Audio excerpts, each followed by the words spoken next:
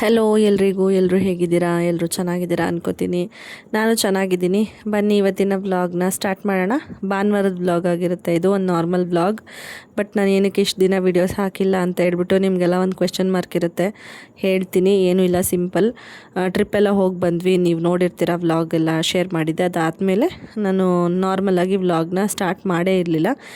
ಇವಾಗ ಮಾಡ್ತಾಯಿದ್ದೀನಿ. ಯಾಕೆ ಅಂದರೆ ಸ್ವಲ್ಪ ಹೆಲ್ತೆಲ್ಲ ಅಪ್ಸೆಟ್ ಆಗಿತ್ತು. ಎಲ್ಲ ಓಡಾಡ್ಕೊಂಡು ಬಂದಿದ್ದಕ್ಕೇನೋ ನಮ್ಮ ಮನೆಯವರಿಗೆ, ನನಗೆ, ಪಾಪುಗೆ ಎಲ್ಲರಿಗೂ ಚೇತರಿಸ್ಕೊಂಡು ಸುಧಾರಿಸ್ಕೊಳ್ಳೋಷ್ಟೊತ್ತಿಗೆ ಇಷ್ಟು ದಿನ ಹಿಡಿತು. ಮಧ್ಯದಲ್ಲಿ ಹೆಣ್ಣವ್ರ ಮನೆಯವರು ನಮ್ಮ ಮನೆ ನೋಡೋದಕ್ಕೆ ಬರ್ತಾರಲ್ಲ, ಬರೋದು, ಅದೆಲ್ಲ ಶಾಸ್ತ್ರ ಎಲ್ಲ ಇತ್ತು. ಹಾಗಾಗಿ ನಾನೇನು ವ್ಲಾಗ್ ಎಲ್ಲ ಮಾಡ್ಕೊಳ್ಳೋಕ್ಕೆ ಆಗಿಲ್ಲ. ಹೆಲ್ತು ಕೂಡ ಅವಾಗೂ ಸ್ವಲ್ಪ ಅಷ್ಟು ಸ್ಟೇಬಲ್ ಇರಲಿಲ್ಲ ಅಂದ್ಬಿಟ್ಟು ನಾನು ಏನು ವೀಡಿಯೋಸ್ ಮಾಡಲಿಲ್ಲ. ಫುಲ್ ರೆಸ್ಟ್ ಮಾಡಿ ಆಮೇಲೆ ಎಲ್ಲ ನಾನು ಓಕೆ ಮಾಡ್ಬೋದು ಅನಿಸ್ದಾಗ ವಿಡಿಯೋನ ಶೂಟ್ ಮಾಡ್ತಾಯಿದ್ದೀನಿ.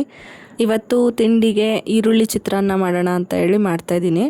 ಆ್ಯಕ್ಚುಲಿ ನಾನು ಅಂದ್ಕೊಂಡಿದ್ದು ನಿಂಬೆಹಣ್ಣಿನ ಚಿತ್ರಾನ್ನ ಮಾಡೋಣ ಮತ್ತು ತರಕಾರಿ ಎಲ್ಲ ಹಾಕಿಬಿಟ್ಟು ಬೇಳೆ ಸಾಂಬಾರು ಮಾಡೋಣ, ಎರಡೂ ಒಟ್ಟಿಗೆ ಬೇಗ ಮಾಡಿಬಿಡೋಣ. ಸಂಡೇ ಆಗಿರೋದ್ರಿಂದ ಸ್ವಲ್ಪ ಫ್ರೀ ಟೈಮ್ ಇರಲಿ ಅಂತ ಹೇಳ್ಬಿಟ್ಟು ಮಾಡ್ತಾಯಿದ್ದೆ, ಅಂದ್ಕೊಂಡಿದ್ದೆ. ಬಟ್ ಆಮೇಲೆ ನಮ್ಮ ಮನೆಯವರು ನಿಂಬೆಹಣ್ಣಿನ ಚಿತ್ರಾನ್ನ ಬೇಡ, ಈರುಳ್ಳಿ ಚಿತ್ರಾನ್ನನೇ ಮಾಡು ಅಂದರು. ಅವರಿಗೆ ಹಾರ್ಟ್ ಫೇವ್ರೇಟ್ ಅಂತ ಹೇಳ್ಬೋದು ಈರುಳ್ಳಿ. ಎಲ್ಲದಕ್ಕೂ ಈರುಳ್ಳಿ ಅಂದರೆ ಅವರಿಗೆ ಜಾಸ್ತಿ ಹಾಕಬೇಕು, ಇಷ್ಟ ಅವರಿಗೆ. ಅದಕ್ಕೆ ಸರಿ ಅಂದ್ಬಿಟ್ಟು ಇನ್ನೇನು ಮಾಡೋದು, ಈರುಳ್ಳಿ ಚಿತ್ರಾನ್ನ ಮಾಡ್ತಾಯಿದ್ದೀನಿ. ಜೊತೆಗೆ ಸಾಂಬಾರಿಗೆ ಬೇಳೆನೂ ಕೂಗಿಸ್ತಾ ಇದ್ದೀನಿ, ಬೇಗ ಮಾಡೋಣ ಅಂತ. ಪಾಪು ನಾನು ಪಾತ್ರೆ ತೊಳಿತಾ ಇದ್ದೆ, ಅವಳು ನಾನು ಪಾತ್ರೆ ತೊಳಿತೀನಿ ಅಂತ ಹೇಳ್ಬಿಟ್ಟು ಅಲ್ಲಿ ನಿಂತಿದ್ದಾಳೆ. ಆಟ ಆಡಿಕೊಂಡು ನೀರಲ್ಲಿ ಸಣ್ಣದಾಗಿ ನೀರು ಬಿಟ್ಟಿದ್ದೀನಿ. ಇಲ್ಲಾಂದರೆ ನಂಗೆ ಅವಳು ಕುಕ್ ಮಾಡೋಕ್ಕೆ ಬಿಡಲ್ಲ. ಅದಕ್ಕೇ ಇನ್ನೇನು ಮೊಬೈಲು ಅದು ಇದು ನೋಡೋ ಬದಲು ಇದೇ ಮಾಡಲಿ ಅಂತೇಳಿ ಅವಳ ಮೇಲೆ ಒಂದು ಕಣ್ಣು ಇಟ್ಕೋಬೋದು ಇಲ್ಲೇ ಆದರೆ ಅಂದ್ಬಿಟ್ಟು ನಾನು ಚಿತ್ರಾನ್ನಕ್ಕೆ ಒಗ್ಗರಣೆ ಹಾಕ್ತಾಯಿದ್ದೀನಿ. ನೋಡ್ಕೊಂಡು ಅವಳನ್ನು ಆಟ ಆಡ್ತಾಯಿದ್ಲು ಅವಳು. ಹಾಗೆ ನಾನು ಏನು ಮಾಡ್ತೀನಿ ಆ ಕೆಲಸ ಎಲ್ಲ ತಾನೂ ಮಾಡಬೇಕು ಅಂತ ಹೇಳಿ ಮುಂದೆ ಬರ್ತಾಳೆ. ಆವಾಗ ಏನಾದರೂ ನಾನು ಮಾಡೋದಕ್ಕೆ ಬಿಟ್ಟಿಲ್ಲ ಅಂದರೆ ಆಟ ಮಾಡ್ತಾಳೆ, ಅಳೋದು ಆ ಥರ ಎಲ್ಲ ಮಾಡ್ತಾಳೆ. ಅದಕ್ಕೆ ನಾನು ಸುಮ್ಮನೆ ಆಯಿತು ಮಾಡು, ಏನು ನೀನು ಮಾಡಬೇಕಾ, ಸರಿ ಅಂದ್ಬಿಟ್ಟು ಅವಳಿಗೊಂದು ಸ್ವಲ್ಪ ಸೋಪು, ಸ್ಕ್ರಬ್ಬು ಎಲ್ಲ ಕೊಟ್ಬಿಟ್ಟು ಒಂಚೂರು ನೀರು ಬಿಟ್ಬಿಟ್ಟು ಕೊಟ್ಟರೆ ಆಡ್ತಾಳೆ. ಈಗ ತರಕಾರಿ ಹೆಚ್ಚಬೇಕಾದ್ರೂ ಅಷ್ಟೇ ತಾನೂ ಹೆಚ್ಚ್ತೀನಿ ಅಂತ ಹೇಳಿ ಬರ್ತಾಳೆ. ಆವಾಗ ಅವಳದೇ ಒಂದು ಕುಕ್ವೇರ್ ಸೆಟ್ಟಲ್ಲಿ ಒಂದು ಪ್ಲಾಸ್ಟಿಕ್ ಚಾಕು, ಮಣೆ ಎಲ್ಲ ಇದೆಯಲ್ಲ, ಅದನ್ನು ತೊಗೊಟ್ಟು ಅಂದರೆ ಎತ್ಕೊಟ್ಬಿಟ್ಟು ಅವಳಿಗೂ ತರಕಾರಿ ಎಲ್ಲ ಕೊಟ್ಟರೆ. ಇವತ್ತು ಹಾಗೆ ಮಾಡಿದ್ದು, ಈರುಳ್ಳಿ ಎಲ್ಲ ಕಟ್ ಮಾಡಬೇಕಾದ್ರೆ ಅವಳು ಕೂತ್ಕೊಂಡು ಕೊತ್ತಂಬರಿ ಸೊಪ್ಪೆಲ್ಲ ಕಟ್ ಮಾಡಿ ಅದನ್ನು ನಾನು ಕಟ್ ಮಾಡಿರೋದ್ರಲ್ಲಿ ಹಾಕಬೇಕು. ಅವಳು ಅದನ್ನು ನಾನು ಅಡುಗೆಗೆಲ್ಲ ಹಾಕಬೇಕು. ಆ ಥರ ಆಟ ಆಡಿಕೊಂಡು ಕೂತಿದ್ಲು. ಹೀಗೆ ಟೈಮು ಹಾಗೇ ಹೋಯ್ತು. ಸಂಡೇ ಬೇರೆ ಲೇಟಾಗಿ ಎದ್ದಿದ್ವಿ. ಇವಾಗ ಹೋಗಿ ಕ್ಯೂರಿಂಗ್ ಬೇರೆ ಮಾಡಬೇಕು. ನಮ್ಮ ಮನೆಯವರು ಪಾಪು ನಾನು ಬರ್ತೀನಿ ಅಂತ ಅಳ್ತಾಯಿದ್ಲು. ತಿಂಡಿ ಎಲ್ಲ ತಿನ್ಕೊಂಬಿಡಿ, ಎಲ್ಲ ಒಟ್ಟಿಗೆ ಹೋಗೋಣ, ಪಾಪುನೂ ಕರ್ಕೊಂಡು ನಾನು ಬರ್ತೀನಿ ಒಂದು ಸ್ವಲ್ಪ ಹೊತ್ತು, ಇನ್ನೇನು ಡ್ಯೂಟಿಗೆಲ್ಲ ಹೋಗಲ್ವಲ್ಲ ನಮ್ಮ ಮನೆಯವ್ರು, ಏನು ಅರ್ಜೆನ್ಸಿ ಇಲ್ಲ, ಅಡುಗೆ ಹಿಂದೆನೇ ಮಾಡಬೇಕು ಅಂತ ಬಂದು ಮಾಡ್ಕೊತೀನಿ. ಬೇಳೆ ಕೂಗಿದೆಯಲ್ಲ ಎಷ್ಟೊತ್ತು ಅಂದ್ಬಿಟ್ಟು ನಾನು ಬಂದೆ. ಪಾಪು ಅಲ್ಲಿ ಪಕ್ಕದ ಮನೆ ಪಾಪು ಜೊತೆ ಆಟ ಆಡ್ತಾಯಿದ್ಲು. ನಮ್ಮ ಮನೆಯವರು ಇಲ್ಲಿ ಮೋಟ್ರ್ ಆನ್ ಮಾಡೋದಕ್ಕೆ ನೀರು ಲೋಡ್ ಮಾಡ್ತಾಯಿದ್ರು. ಅದು ಹಾಗೆ ಜಸ್ಟ್ ಪ್ಲಗ್ ಮಾಡಿ ಆನ್ ಮಾಡಿದ್ರೆ ಬರಲ್ಲ, ಅದಕ್ಕೆಲ್ಲ ನೀರು ತುಂಬಿ ಸ್ವಲ್ಪ ಕೆಲಸ ಇರುತ್ತೆ. ಆ ಥರ ಎಲ್ಲ ಮಾಡಿದ್ರೆ ಅದು ನೀರು ತೊಗೊಳ್ಳೋದು, ಅಂದರೆ ನೀರು ಬೇಗ ಬರುತ್ತೆ. ಇಲ್ಲಾಂದರೆ ಸುಮ್ಮನೆ ಮೋಟ್ರು ಖಾಲಿ ಓಡುತ್ತೆ ಅಷ್ಟೇ. ಅದಕ್ಕೆ ಇದೇ ಮೇಯ್ನ್ ನನಗೆ ಸ್ವಲ್ಪ ಕಷ್ಟ ಆಗೋದು. ನಮ್ಮ ಮನೆಯವರು ಇಲ್ಲ ಅಂದರೆ ನಾನೇ ಕ್ಯೂರಿಂಗ್ ಮಾಡಬೇಕು ಅಂದಾಗ ಇದು ಕಷ್ಟ ಆಗ್ತಿತ್ತು. ಬಟ್ ಕೆಲಸದವ್ರು ಏನು ಬರ್ತಿದ್ರು ಅವರು ಆನ್ ಮಾಡಿಕೊಡ್ತಿದ್ರು ಎಷ್ಟೋ ಸರಿ. ಅವ್ರೇನಾದರೂ ಬಂದಿಲ್ಲ ಅಂದಾಗ ನಾನು ಕಲ್ತ್ಕೊಂಡಿದ್ದೀನಿ, ಇವಾಗ ಆನ್ ಮಾಡ್ತೀನಿ. ಬಟ್ ಸ್ವಲ್ಪ ಕೇರ್ಫುಲ್ಲಾಗಿರ್ಬೇಕು ಅಷ್ಟೇ. ಕರೆಂಟ್ ಇರೋದ್ರಿಂದ ಸ್ವಿಚ್ಚೆಲ್ಲ ಆಫ್ ಮಾಡಿ ಸ್ವಲ್ಪ ಕೇರ್ಫುಲ್ಲಾಗಿ ನೋಡಿಕೊಂಡು ಆನ್ ಮಾಡಬೇಕು. ಇವಾಗ ಸುಮ್ಮನೆ ಹಾಗೆ ಪಾಪು ಇನ್ನೂ ಅಲ್ಲೇ ಇದ್ಲು, ಕರ್ಕೊಂಡು ಬರಬೇಕು. ಅಲ್ಲಿವರೆಗೂ ಜಸ್ಟ್ ಒಂದು ಕ್ಲಿಪ್ ತೊಗೊಂಡೆ. ಒಳಗಡೆ ಏನೂ ಇಲ್ಲ. ಮೇಲೆ ಗ್ರೌಂಡ್ ಫ್ಲೋರ್, ಫಸ್ಟ್ ಫ್ಲೋರ್ ಆಗಿದೆ. ಸೆಕೆಂಡ್ ಫ್ಲೋರ್ ಇವಾಗ ಕನ್ಸ್ಟ್ರಕ್ಷನ್ ನಡೀತಾ ಇದೆ. ಮೇಲೆ ಪ್ಲಾಸ್ಟಿಂಗ್ ಮಾಡಬೇಕಿತ್ತು, ಬಟ್ ಅದು ಮುಗಿಸ್ಬಿಟ್ಟು ಮಾಡ್ತಾರೆ ಅಂತ ಅಂದ್ಕೊತೀನಿ. ಮತ್ತು ಇನ್ನೊಂದು ಏನಂದರೆ, ನಾನು ಒಂದ್ಸರಿ ಚಿಕ್ಕದಾಗಿ ತೋರಿಸ್ದಾಗ ಹೇಳಿರಲಿಲ್ಲ, ಇಲ್ಲೊಂದು ನಾನು ಹುಕ್ ಹಾಕ್ಸ್ಕೊಂಡಿದ್ದೀನಿ ಮಾಸ್ಟರ್ ಬೆಡ್ರೂಮಲ್ಲಿ. ನಮ್ಮ ಮನೆಯವರು ಬೇಕಾ ಹೇಳು, ಇಲ್ಲಿಗೆಲ್ಲ ಹಾಕ್ಸಿದ್ರೆ ಕ್ರ್ಯಾಕೆಲ್ಲ ಆಗುತ್ತೆ, ಬೇಡ ಅಂತ ನಾನು ಇರಲಿ ಒಂದು ಬೇಕು. ನಾವು ಈಗಿರೋ ಮನೆಯಲ್ಲಿ ಒಳಗಡೆ ಹಾಕ್ಸಿಲ್ಲ.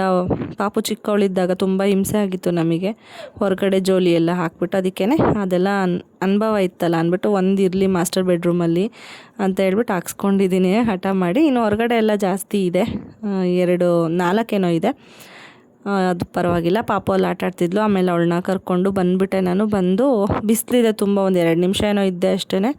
ಅವಳಿಗೆ ಹಳೇದು ವ್ಲಾಗ್, ಸ್ವಿಮ್ಮಿಂಗ್ ಪೂಲ್ಗೆಲ್ಲ ಹೋಗಿದ್ವಿ ನೋಡಿ, ಅದು ವ್ಲಾಗ್ನ ಹಾಕ್ಕೊಟ್ಟಿದ್ದೀನಿ. ನೋಡ್ತಾ ಇದ್ಲು ಇಂಟ್ರೆಸ್ಟಿಂದ.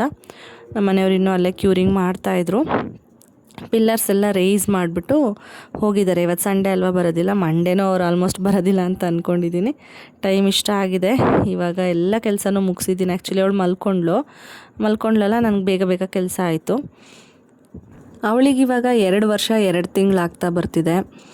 ಮತ್ತು ಅವಳು ವೆಯ್ಟೆಲ್ಲ ಎಷ್ಟಿದ್ದಾಳೆ ಏನು ಅಂತೆಲ್ಲ ಕೇಳ್ತಿರ್ತೀರ. ವೆಯ್ಟೆಲ್ಲ ಅವಳು ನಾರ್ಮಲ್ಲೇ, ತುಂಬ ಜಾಸ್ತಿ ತುಂಬ ಕಡಿಮೆ ಅಂತ ಏನಿಲ್ಲ. 10.5 kg ಇದ್ದಾಳೆ ಅಷ್ಟೇ. ಅವಳು ಒಳಗಡೆ ಜೋಲಿ ಬೇಕು ಅಂತ ಹೇಳ್ಬಿಟ್ಟು ಒಳಗಡೆ ಕಟ್ಸ್ಕೊಂಡಿದ್ದಾಳೆ ನೋಡಿ. ಮಲ್ಕೊಳ್ಳಲ್ಲ ಅವಳು, ಸುಮ್ಮನೆ ಆಟ ಆಡೋದಕ್ಕೆ.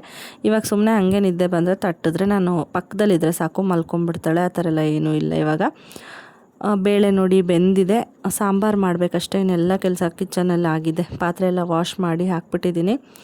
ಮತ್ತು ಕಸ ಗುಡಿಸಿ ನೆಲ ಒರೆಸಿ ಹೊರಗಡೆನೂ ಎಲ್ಲ ಕ್ಲೀನ್ ಮಾಡಿ ಎಲ್ಲ ಆಯಿತು. ತುಂಬ ನೆಲ ಗಲೀಜಾಗಿತ್ತು, ಹಾಗಾಗಿ ನೀಟಾಗಿ ಒರೆಸ್ಕೊಂಡೆ. ಮತ್ತು ಕನ್ನಡಿ ಏನಿತ್ತು ನಮ್ಮ ಮನೆಯಲ್ಲಿ, ಅದನ್ನು ನಿನ್ನೆ ಪಾಪು ಹರ್ಷಿಕ್ ಮತ್ತು ದೀಪ್ತಿ ಇವಾಗ ಸಮ್ಮರ್ ಹಾಲಿಡೇಸ್ ಇರೋದ್ರಿಂದ ದಿನ ಬರ್ತಿದ್ರು ಆಟ ಆಡೋಕ್ಕೆ. ಅವ್ರು ಇವತ್ತು ಬಂದಿಲ್ಲ, ಯಾಕೆಂದರೆ ತಿರುಪತಿಗೆ ಹೊರಟಿದ್ದಾರೆ ನಮ್ಮ ಅತ್ತೆಯವರು, ಅವರೆಲ್ಲ ಅದಕ್ಕೇ ಬಂದಿಲ್ಲ. ನೆನ್ನೆ ಇಲ್ಲೇ ಆಟ ಆಡ್ತಾ ದೊಡ್ಡ ಸೋಫಾ ಮೇಲೆ ಇಬ್ಬರು ಕೂತಿದ್ರು. ಇವಳು ಚಿಕ್ಕ ಸೋಫಾದಲ್ಲಿ ನನ್ನ ಹತ್ರ ಕೂತಿದ್ಲು. ಕನ್ನಡಿ ಹಿಡ್ಕೊಂಡು ಜುಟ್ಟು ನೋಡ್ತೀನಿ ಕೊಡು ಅಂತ ಯೂಶ್ವಲಿ ಈಸ್ಕೊತಿದ್ಲಲ್ಲ, ಅದೇ ಥರ ದೀಪ್ತಿ ಹತ್ರ ಈಸ್ಕೊಂಡ್ಲು. ನೋಡ್ಬಿಟ್ಟು ಕೊಡ್ತಾಳಲ್ಲ ಅಂದರೆ ಕೋಪ ಬಂತು ಅವ್ರ ಮೇಲೆ, ಏನೋ ಅಂದ್ಬಿಟ್ಟು ತೆಗ್ದು ಬಿಟ್ಲು. ಓಡದೆ ಹೋಯ್ತು, ಬೇರೆ ತಂದಾಯಿತು. ಇವಾಗ ನಾನು ಹೋಗಿ ಫ್ರೆಶ್ ಅಪ್ ಆಗಿ ಬಂದೆ. ಅದು ಸ್ವಲ್ಪ ನೆನೆ ನನಗೆ ಬೇಜಾರಾಯಿತು. ಹಂಗೂ ಅವಳಿಗೆ ಸ್ವಲ್ಪ ಪೆಟ್ಟು ಕೊಟ್ಟೆ. ನನಗೆ ತಡ್ಕೊಳಕ್ಕಾಗಿಲ್ಲ, ಮನೆಯಲ್ಲಿ ಕನ್ನಡಿ ಹೊಡೆದ್ಬಿಟ್ಲಲ್ಲ ಅಂತ ಹೇಳ್ಬಿಟ್ಟು ಬೇಜಾರಾಗ್ಬಿಡ್ತು. ಎಲ್ಲ ಚೂರಾಗೋಯ್ತು ನನ್ನ ಕಣ್ಣು ಮುಂದೆನೇ. ಅದು ಹಿಡ್ಕೊಳಕ್ಕೂ ಆಗಿಲ್ಲ ನನ್ನ ಕೈಲಿ ಅಂತ. ಅದೊಂದು ಅವಳದು ಕೆಟ್ಟ ಅಭ್ಯಾಸ. ಏನಾದರೂ ಕೈಯಲ್ಲಿ ಹಿಡ್ದಿದ್ರೆ ಕೋಪ ಬಂದರೆ ತೆಗ್ದು ಬಿಸಾಡ್ಬಿಡ್ತಾಳೆ. ಇದೇ ಥರ ಒಂದು ಫೌಂಡೇಶನ್ನು ಹೊಡೆದಾಕಿದ್ಲು. ಬೇರೆ ಎಲ್ಲ ವಸ್ತುಗಳನ್ನೂ ಬಿಸಾಕ್ತಾ ಇರ್ತಾಳೆ. ಅದು ಹೆಂಗೆ ಬಿಡಿಸೋದು ಹೇಳಿ ಹೇಳಿ ನಾನು ಬಿಡಿಸ್ತಾ ಇದ್ದೀನಿ. ಕಡಿಮೆ ಆಗ್ತಿಲ್ಲ ಅವಳು. ಯಾವಾಗ ಸ್ವಲ್ಪ ಬುದ್ಧಿ ಬಂದರೆ ಕಡಿಮೆ ಮಾಡ್ತಾಳೆ ಅಂತ ಅಂದ್ಕೊಂಡಿದ್ದೀನಿ. ನೋಡೋಣ ಏನು ಮಾಡ್ತಾಳೆ ಅಂತ ಹೇಳ್ಬಿಟ್ಟು. ಇವಾಗ ಸಾಂಬಾರಿಗೆ ಮಾಡೋಣ, ಕಾದರೆ ಆಗಲ್ಲ ಅವಳು ಎದ್ದೇಳೋ ತನಕ.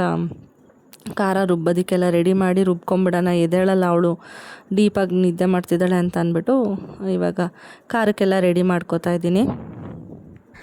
ಯಾಕೋ ಅಪರೂಪಕ್ಕೆ ಜಡೆ ಎಣ್ಕೋಬೇಕು ಅಂತ ಅನಿಸ್ತು ಅಂದ್ಬಿಟ್ಟು ಜಡೆ ಎಣ್ಕೊಂಡೆ. ಸೆಕೆ ಬೇರೆ ಅಲ್ವಾ, ಚೆನ್ನಾಗಿ ಅನಿಸುತ್ತೆ ಸೆಕೆಗೆ ಜಡೆ ಎಣ್ಕೊಂಡ್ರೆ. ಕೂದಲು ಬಿಟ್ಕೊಳ್ಳೋದ್ಕಿಂತ ನಾಟ್ ಹಾಕ್ಕೊತಾ ಇದ್ದೆ ಯಾವಾಗ್ಲೂ. ಇವತ್ತು ಸ್ಪೆಷಲ್ಲಾಗಿ ಜಡೆ ಎಣ್ಕೊಂಡಿದ್ದೀನಿ. ತೆಳುವಾಗಿ ಇದೆ ಕೂದಲು, ಅಷ್ಟು ನನಗೆ ಮಂದವಾಗಿಲ್ಲ. ಉದ್ದ ಬೆಳೆಯುತ್ತೆ. ಉದ್ದ ಬೆಳೀತಾ ಬೆಳೀತಾ ಏರ್ ಫಾಲ್ ಜಾಸ್ತಿ ಆಗಿಬಿಡುತ್ತೆ. ಆವಾಗ ನಾನು ಹೋಗಿ ಏರ್ ಕಟ್ ಮಾಡಿಸ್ಬಿಡ್ತೀನಿ. ಆವಾಗ ಸ್ವಲ್ಪ ಕಂಟ್ರೋಲ್ ಆಗುತ್ತೆ. ಇವಾಗ ನಾನು ಟ್ರೆಸೆಮೆ ಶ್ಯಾಂಪು ಕೂಡ ಬಳಸ್ತಾ ಇದ್ದೀನಿ. ಪರವಾಗಿಲ್ಲ, ಹೇರ್ ಫಾಲ್ ಕಂಟ್ರೋಲ್ ಆಗಿದೆ. ಮತ್ತು ಅದು ಎಲ್ಲರೂ ಸಜೆಸ್ಟ್ ಮಾಡ್ತಾರೆ, ಅಂದರೆ ತುಂಬ ಕೆಮಿಕಲ್ಸ್ ಎಲ್ಲ ಏನಿಲ್ಲ, ಸ್ವಲ್ಪ ಕೆಮಿಕಲ್ ಫ್ರೀ ಇದೆ ಅಂತ ಹೇಳ್ಬಿಟ್ಟು ಈ ರೀಲ್ಸಲ್ಲೆಲ್ಲ ಡಾಕ್ಟರ್ಸ್ಗಳು ಸಜೆಸ್ಟ್ ಮಾಡ್ತಾರೆ ನೋಡಿ, ಬೆಸ್ಟ್ ಶ್ಯಾಂಪು ಅಂತೆಲ್ಲ ಹೇಳ್ಬಿಟ್ಟು. ಆ ಲಿಸ್ಟಲ್ಲಿ ಅದು ಇತ್ತು, ಒಂದು ಸರಿ ನೋಡಿದ ನೆನಪು. ಅದಕ್ಕೆ ಶಿಫ್ಟ್ ಆಗಿದ್ದೀನಿ. ಮೊದಲು ಡವ್ ಶ್ಯಾಂಪು ಯೂಸ್ ಮಾಡ್ತಿದ್ವಿ. ಚೆನ್ನಾಗಿದೆ ನೋಡಿ, ನೀವು ಯೂಸ್ ಮಾಡಿ. ಏನು ಜಸ್ಟ್ ನನ್ನ ಸಜೆಷನ್ ಅಷ್ಟೇ. ಯಾಕೆಂದರೆ ತುಂಬ ಜನ ಅದನ್ನೇ ವರಿ ಮಾಡಿಕೊಂಡು ಎಷ್ಟೋ ಜನ ಕಮೆಂಟ್ಸ್ ಎಲ್ಲ ಹಾಕಿರ್ತೀರ, ನೋಡಿದ್ದೆ ನಾನು. ಅದು ನೆನಪಾಯ್ತು, ಅದಕ್ಕೇ ಹೇಳಿದೆ.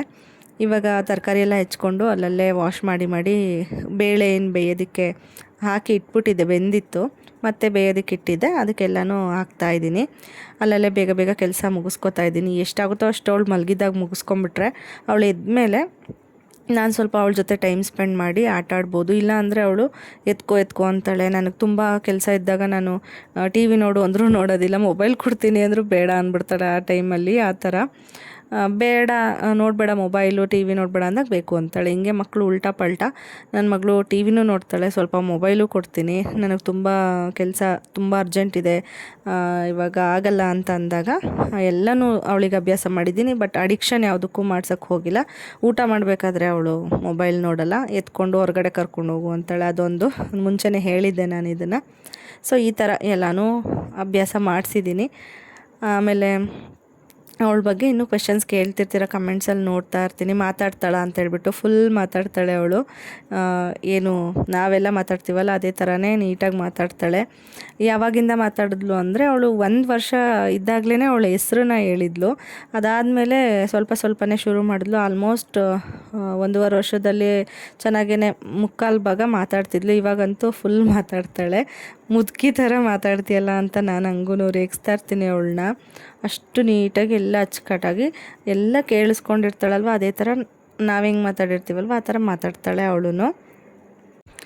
ಇನ್ನು ಈ ತರಕಾರಿ ಎಲ್ಲ ಹಾಗೆ ಇಟ್ಟರೆ ಫುಲ್ ಬೆಂಡಾಗಿ ವೇಸ್ಟ್ ಆಗಿಬಿಡುತ್ತೆ.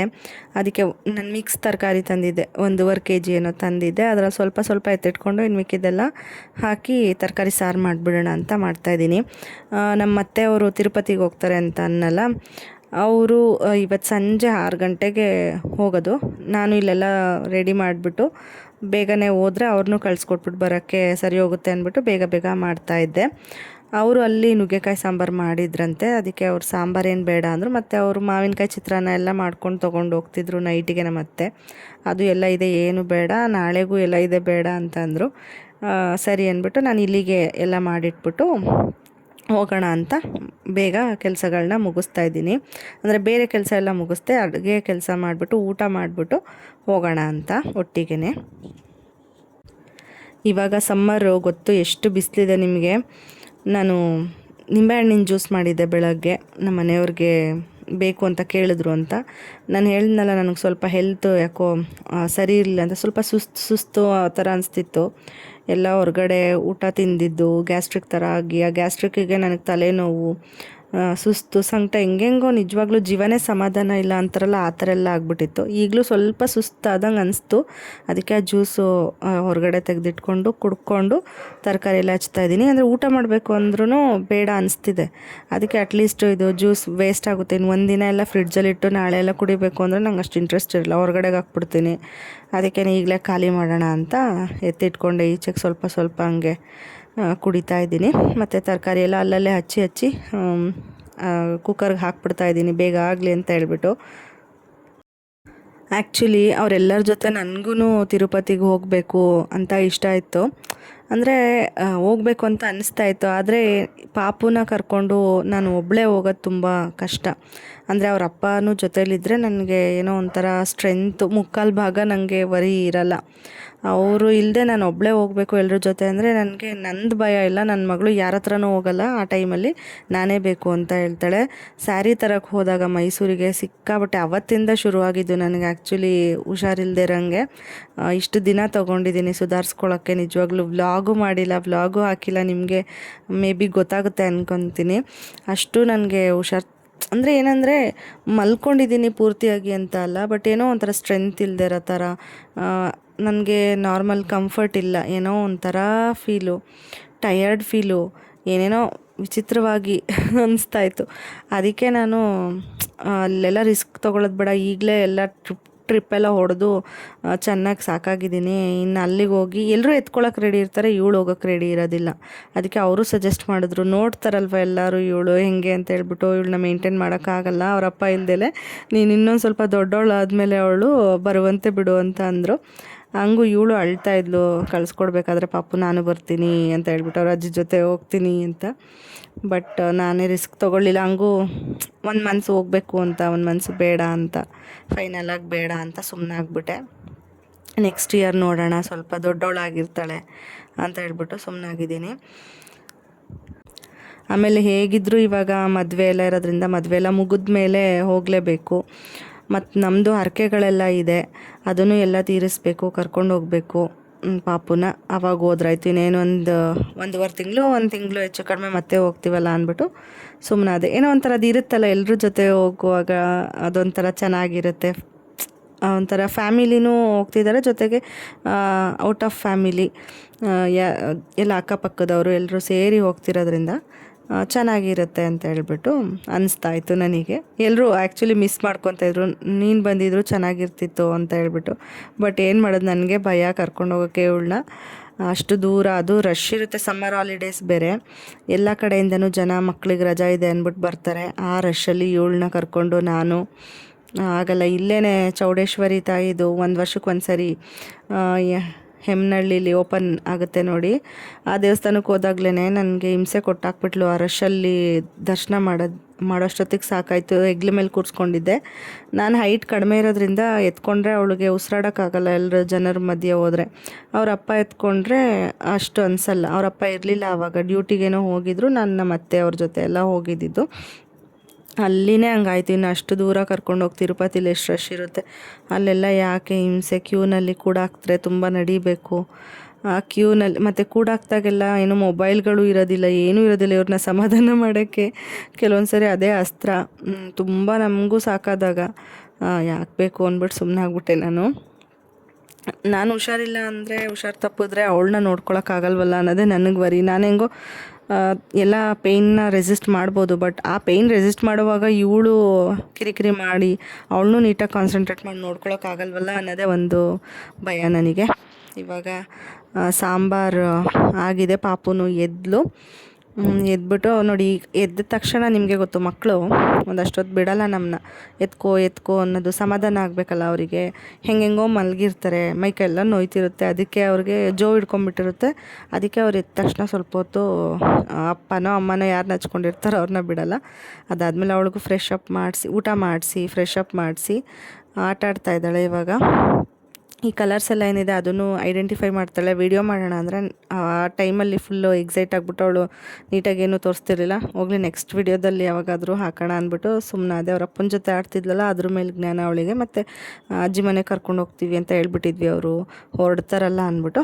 ಆ ಜ್ಞಾನದಲ್ಲಿ ಅವಳು ನೀಟಾಗಿ ಯಾವುದು ಕಲರ್ಸ್ನ ಐಡೆಂಟಿಫೈ ಮಾಡ್ತಾನೆ ಇಲ್ಲ, ಸುಮ್ಮನೆ ಬೇಕು ಅಂತ ಏನೇನೋ ಅವತಾರಗಳು ಮಾಡ್ತಾಯಿದ್ಲು ಅಂದ್ಬಿಟ್ಟು ಸುಮ್ಮನಾಗ್ಬಿಟ್ಟೆ. ಅದಕ್ಕೆ ಮ್ಯೂಟ್ ಮಾಡಿ ಹಾಕಿದ್ದೀನಿ. ಅವ್ರ ಅಪ್ಪನ ಜೊತೆ ಆಟಾಡ್ತಾಯಿದ್ಲು. ಈ ಕಲರ್ಸು ಮತ್ತು ಒಂದಷ್ಟು ಇಂಗ್ಲೀಷ್ ವರ್ಡ್ಸ್ ಎಲ್ಲನೂ ಹೇಳ್ತಾಳೆ ಮತ್ತು ಪಿಕ್ ಮಾಡಿ ಕೊಡ್ತಾಳೆ. ಆ್ಯನಿಮಲ್ಸು, ಫ್ರೂಟ್ಸು ಅದೆಲ್ಲನೂ ನೆಕ್ಸ್ಟ್ ಒಂದು ವೀಡಿಯೋದಲ್ಲಿ ಶೇರ್ ಮಾಡ್ಕೊತೀನಿ ಆಯಿತಾ. ಅದಕ್ಕೆ ಅಂತಲೇ ಡೆಡಿಕೇಟೆಡಾಗಿ ಕೂತ್ಕೊಂಡು ಮಾಡಿಸಿ ಅದು ವಿಡಿಯೋ ಅಪ್ಲೋಡ್ ಮಾಡಬೇಕಾಗುತ್ತೆ. ಈ ಥರ ಎಲ್ಲ ವ್ಲಾಗ್ ಮಾಡಬೇಕಾದ್ರೆ ಮತ್ತು ಅವಳು ಕಾನ್ಸಂಟ್ರೇಷನ್ ಇಲ್ಲ ಅಂದರೆ ಅವಳು ಹೇಳೋದಿಲ್ಲ.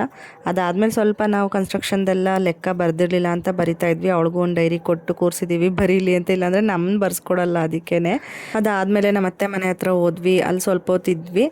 ಆಮೇಲೆ ಅವರು ಎಲ್ಲ ಹೊರಟರು, ಅವ್ರನ್ನೆಲ್ಲ ಕಳಿಸ್ಕೊಟ್ಬಿಟ್ಟು ಒಂದು ಸ್ವಲ್ಪ ಹೊತ್ತು ಇದ್ಬಿಟ್ಟು ನಾವು ರಿಟರ್ನ್ ನಮ್ಮ ಮನೆಗೆ ಬಂದ್ವಿ. ಅಲ್ಲೆಲ್ಲ ಇವಾಗ ಮದುವೆ ಹತ್ರ ಇರೋದ್ರಿಂದ ಏನೇನು ಹೋಗಿದೆ ಅದನ್ನೆಲ್ಲ ರೆಡಿ ಮಾಡಿಸೋದು, ಆ ಥರ ಎಲ್ಲ ಕೆಲಸಗಳು ನಡೀತಾ ಇತ್ತು. ಇವಳು ಅಲ್ಲೇ ಆಟ ಆಡ್ತಾಯಿದ್ಲು ಅಷ್ಟೇ. ಇವತ್ತಿನ ವ್ಲಾಗು. ಈ ವ್ಲಾಗ್ ಇಷ್ಟ ಆಗಿದ್ರೆ ಲೈಕ್ ಆ್ಯಂಡ್ ಕಮೆಂಟ್, ಸಬ್ಸ್ಕ್ರೈಬ್ ಮಾಡ್ಕೊಳ್ಳಿ. ಮತ್ತು ನೆಕ್ಸ್ಟ್ ವ್ಲಾಗಲ್ಲಿ ಸಿಗ್ತೀನಿ. ಬಾಯ್.